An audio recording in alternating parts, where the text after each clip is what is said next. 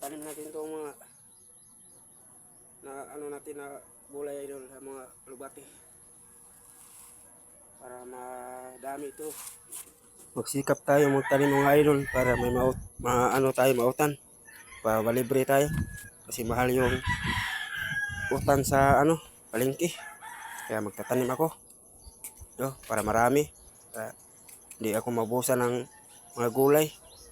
Magtatanim ako dito sa ano, sa mga tabi-tabi ng bahay ko.